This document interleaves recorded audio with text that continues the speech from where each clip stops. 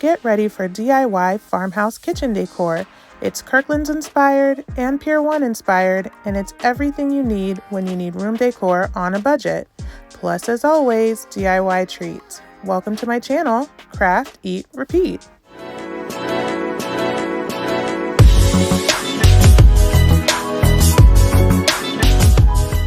Hi guys, it's Aneka and welcome to my channel, Craft, Eat, Repeat.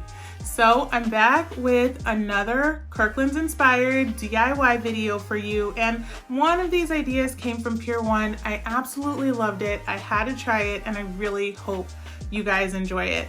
Now, all of these are kitchen decor, but you could really change them up to go anywhere you want in your house. You can make them a little more modern farmhouse, a little more rustic farmhouse, whatever you want, just use your imagination. If you're new here, welcome. Thank you so much for stopping by. If you like what you see, please consider subscribing. Everybody hit that notification bell so you'll be ready when my next video comes out. And after the video, be sure to give this video a thumbs up and head down to the comments and let me know which DIY was your favorite, or as always, you can just say hi. Okay guys, it's time to craft. I saw these adorable canisters at Pier 1 and I knew I wanted one or two of them, but not for $60. Now this price point is for a set of 3 and I'm going to make 2 using these 2 plastic Dollar Tree containers, but you can make another one for just $1 more. I'm going to start by taking the lid off of my canisters and cutting up this pan. Now I'm just going to use the foil to make the handles by cutting the bottom square out. I cut that in half since I did have 2 handles to make for my canisters, and I just rolled it up into a rectangle. Now be careful when you do this. You don't want to cut your hands on the edge of the foil pan. Once you've got your rectangle rolled out, you can go ahead and shape up your foil rectangle to look like a handle. So I just bent down both edges and then bent it again so that it looked like a metal handle that was on top of the canister lid. I did measure it out to make sure that it fit right on top of my lid so that I didn't make it too long, which I did the first time, but this cuts very easily and it's so easy to trim up. Once you've got it the size you want, go ahead and round out the edges, and we'll set these to the side and we'll paint them in the same way that we're going to paint the metal for the canister. Now, I didn't have any gray paint, which is what you need to make this faux metal look. However, I did have black and white paint, so I went ahead and made my own gray. If you're at the store and it's available, you can get any type of gray. You can decide if you want a light gray or a dark gray to be your base for this faux metal finish. So I mixed up all of my white and black paint until it was a color gray that I liked. Next, I'm going to use some painter's tape and just tape all the way around my canisters exactly where I want my metal finish to start and stop. That middle section is going to be for the label, and the top and bottom we're going to paint to look like faux metal. Make sure you have your tape nice and secure so no tape gets down under it. Now I didn't have any sponges, so I used this magic eraser. It's just what I had on hand and it works perfectly. I ripped off any of the square edges just to make it a little bit of a softer shape so that I wouldn't have those sharp corners when I was doing my stippling. And then I dipped my sponge into my gray paint, and I'm just going to go ahead and blot this all over every area of my canister. Now, if you don't get a completely solid finish, that's okay. We're going to put 2 more layers on top of this, but you want to have pretty good coverage. What this does is make sure there's no brush strokes, and it gives you that real faux metal look. Next, I need a little bit of a darker color from my next layer, so I added some black paint. What I didn't show you here was you need to make sure you have a little bit of each color on hand in case you want to go back and add more. So just put a little off to the side, then make your paint a little bit darker. If you just want to use a darker gray that you already have mixed, you can do that as well. So I'm going to go back over and stipple all of my lids, my canisters, and my handles. And when you've finished, it should look something like this. So we've got most of our areas covered. You can still see that gray coming through. And here's where it starts looking like metal. Now I had this silver Arteza paint. I love these Arteza paints. I love the shimmer and the shine that they have, and I love the coverage. But I know that Folk Art has a line of metallic paints that a lot of people use. What you really need is a silvery metallic color, and that will do the trick. We're just going to stipple all over, and as you can see, it gets that metal shine, but you can still see all the layers that we did under it, which gives it that aged galvanized look. I absolutely love how this comes out. Now go ahead and do the sides, and as you can see, some of the little divots and the dips and crevices, those are going to stay black, and that's going to give you a really nice aged look. So we're going to do our lid, our handle, and both of our containers on top and bottom. And you can make this as metallic as you want by doing thicker coats, or you can do less, which would make it look a lot more aged. This is where you can really use your imagination and your creativity. And when you're done, this is your final look. Be sure that you paint all the way up the neck of the canister, or at least halfway, because you can see that when the lid is on it. Now I'm going to go ahead and take off my painter's tape. Do this pretty carefully. You don't want to lift up any of the paint that's already on there. And I did notice with these canisters, it does take a little while for that paint to be nice and dry. So now that we've got everything covered, I'm going to go ahead and use my angled brush to cut in the color that I want the label to be. So I'm going to start by just doing the edges, and then after that, I'm going to go back in and paint the inside.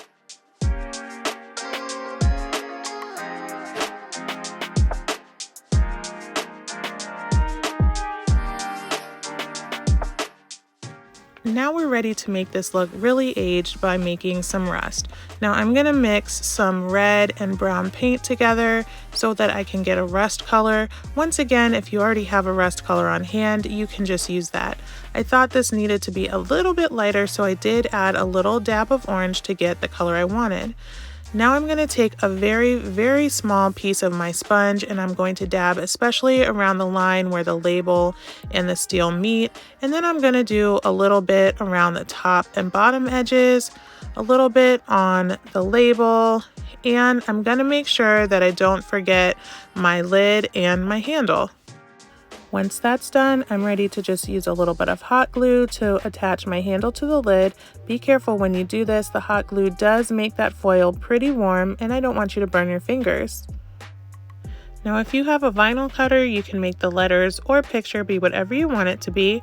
I'm just going to use these stickers because I don't have a vinyl cutter. The other option is to use the pencil transfer method. I've shown that in a lot of my other videos, but if you guys want another tutorial on that, just let me know down in the comments and I will make one. I absolutely love how these came out. I think they're so adorable. They look really aged and they look perfect with this farmhouse milk jug that I made using these same canisters. I'll be sure to leave a link to the tutorial for the milk canister down in the description section, but I am in love with all of these together.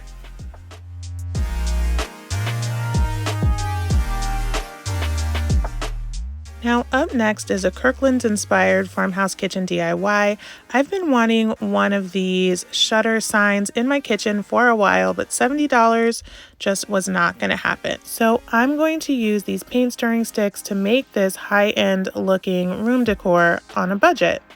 So I'm going to cut my 5-gallon paint stirring sticks to about 16.5 inches. You can make yours longer or shorter depending on the size that you want your sign to be. This is about what it came out to be when I cut the handle off. Next, I'm going to grab my 1-gallon paint stirring sticks and I'm going to cut those off to about 9 inches. Now, my dear husband went to the store to get these for me when he was out getting groceries. He just stopped by and they did not have any packages. I think the worker had mercy on him and gave him just handfuls of the free ones, but because they didn't have packages, I decided to tape these off because it makes it so much easier to cut. I can cut through 10 of them at once instead of having to do them one at a time. So now we have the handles off of 2 packs of 5-gallon paint stirring sticks and about 30 of the 1 gallon. Now I'm going to take 2 sticks out of this package and I'm going to cut them in half. So that's going to be 8 1/4 inches. Now you do need to make sure that that measurement is more exact. The length doesn't really matter, but these are going to be our crossbars, and we want to make sure that everything lines up. Now that the cutting's done, the easy part is putting everything together. So I'm going to take my 5-gallon paint stirring sticks that I've cut to 16 1/2 inches, and I'm going to glue them together. Now you will see one of the handles glued in the middle there. I had to take that off later, so I will tell you where my mistake was so you don't make the same mistake. I'm going to do that with both sets of my 5-gallon paint stirring sticks to make 2 long pieces of wood, and this is going to be the height of my sign. Next, I'm going to lay my long pieces parallel from each other, and I'm going to take my 8 1/4 pieces of the 5-gallon paint stirring sticks, and I'm going to glue them perpendicular. Now, if you have a cutting mat that has a grid on it, that does make this much easier. I kind of had a line on my table, so I was able to line that up to make sure that everything was glued at the right angle. Now we're going to do the same thing to the other side. We're going to put our 8 1/4 pieces right in the middle of our 2 long pieces of wood. Now, just to make sure this is nice and secure, we're going to take some of our handles, put some glue on them, and stick them over the edges. Make sure that you don't put these handles too close to the bottom of your sign. You need about 1/4 inch because we're going to put a skewer right at the bottom of one of those 8 1/4 pieces, and you need space for that. Now, I did realize that I needed a little more space to put all of my slats for my shutter. So what I did was I broke one of the handles in half, and guys, this broke really easily. I was able to just snap it right off. And then when I glued this support on my long piece, I made sure to put it right up to the edge of my wood. So you still can't see it from the front, but it's giving that seam a little extra support. Next, I grabbed a skewer and I'm going to glue it right along the edge of one end of my sign. Doesn't matter which one, just pick the one that you want to be the top of your sign and put it on there. Next, we have all of our 1-gallon paint stirring sticks that we cut to 9 inches, and I'm going to put glue all along the top, and that side is going to go right on top of the skewer, and I did put 2 dots of glue right on the bottom that are going to be touching my sign. Now this is what is going to give our slats that angled look. Once you do the first one and you put it on top of the skewer, you'll line the second one up right on top. So your long strip of your hot glue will go onto the existing slat that's already on there, and you'll put 2 dots on the side which will be attached to the sign. Now you don't want to overdo it with the glue. If it squeezes out, you'll be able to see it on the front, and it's kind of difficult to get the paint on it. So make sure that you're not too heavy-handed with the glue. The other thing you want to be sure of is that your slats are nice and even, and that they're not kind of going diagonally or getting crooked. So every few sticks I did turn it over and make sure that it looked the way I wanted it to. Now I wanted to put a little bit of extra glue along the sides just to make sure that it stayed secure, but I didn't want to just pump some hot glue in there because I was worried it would kind of seep through the seams, and like I said, it's difficult to stain. So I solved that problem by gluing a skewer onto the side of my paint stirring sticks so that all the glue would be on the other side of my skewer. Then about every 2 to 3 slats, I just put some hot glue right over the paint stirring stick and the skewer just to give it a little added stability. You guys, I don't even know if this was strictly necessary. I just wanted to make sure that there was a little added stability since I was going to be hanging this in my kitchen. I did that to both sides, and it took me about 4 skewers to complete. Next, I used a mixture of 50% water and 50% of the Waverly chalk paint in the color Truffle to make a stain for my shutters. Now I just painted that on there, used a paper towel to wipe it off, and it works as a beautiful stain. You can still see that wood grain in all of your paint stirring sticks, which is why it's such a good idea to use these sticks, because you see that beautiful grain come through once you stain it. Once my stain had dried, I went through and just used the dry brushing technique to paint a little bit of white right onto my shutter. Now, all dry brushing means is that I put just a little bit of paint on my paintbrush, wiped most of it off onto a paper towel so that my brush was almost completely dry of paint, and then I used the little bit of remaining white paint to just gently add some accents, some weathering, and just a different dimension of color onto my shutter. Now, I didn't have any wood lettering to put on this, so I decided to make some letters. I just printed out a letter from my computer. This is the template I used, which I can link below, but you can really use any font you'd like. I cut my letter out from my printer paper, and then I used some foam core board from the Dollar Tree, taped it on top, and I used an X-Acto knife to cut it out. Now, the key to getting your X-Acto knife to make some nice smooth edges is to do small, lighter cuts multiple times until you get through the board. So you don't want to put too much pressure. You're just going to end up ripping your board and you're going to have jagged edges. Take your time, do a couple of strokes to make sure that you're through it, and then you'll be able to pop out your letter nice and easily like this and clean up any edges that may need a little bit of attention. Once I had my letters out, I decided to paint them with this plaster chalk paint as well as some brown along the edges. I attached it to my shutter, and that was it. I had my Farmhouse kitchen decor on a budget, and I absolutely love this piece.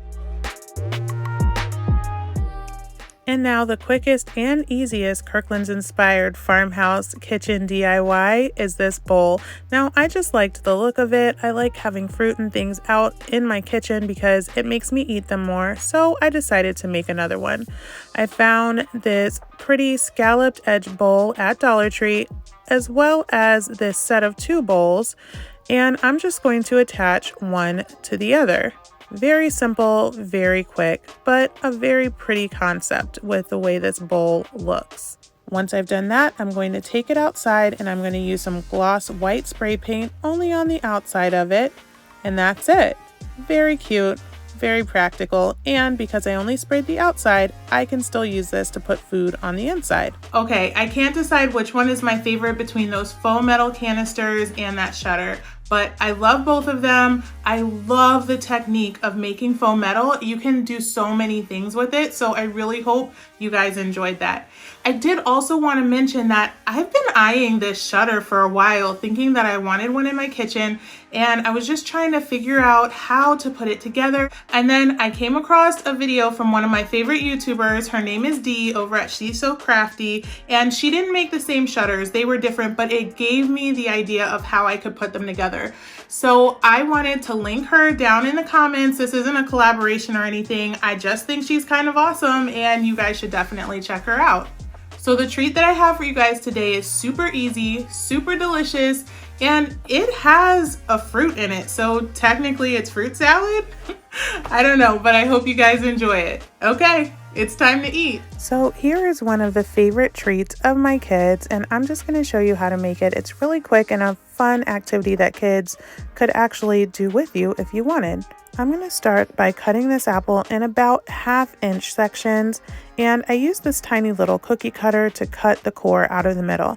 I did not have an apple core at the time where I could just take the whole core out at the beginning.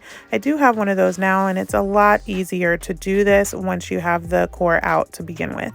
I'm going to make sure to pat it dry with a paper towel because that's going to help the chocolate to stick better. I'm going to dip my apple donuts right into this melted chocolate, and then I'm going to decorate with chocolate chips, sprinkles, candy letters, other colors of chocolate, whatever you want. And this is the part where the kids can have a blast making this the way they want to, or as I like to say, you can make it the way you want to. You don't have to have kids as an excuse to do a fun treat like this. Once I have them all decorated and I have all the different types of chocolate and apples dipped together, I'm just going to take this and pop it in the refrigerator until the chocolate sets. Once it comes out, you guys, these are so delicious. You have the freshness of the apple, but you have the decadence of that chocolate. These are the perfect treat, and because they're not real donuts, you can talk yourself into thinking that maybe they're a little healthier than actual donuts. I hope you enjoyed these farmhouse kitchen DIYs I had for you today, inspired by Kirklands and inspired by Pier 1. Don't forget to let me know down in the comments which one was your favorite. If you haven't already, subscribe to my channel and give this video a thumbs up if you enjoyed it. Thank you so much for watching, and I'll see you next time when we repeat it all again.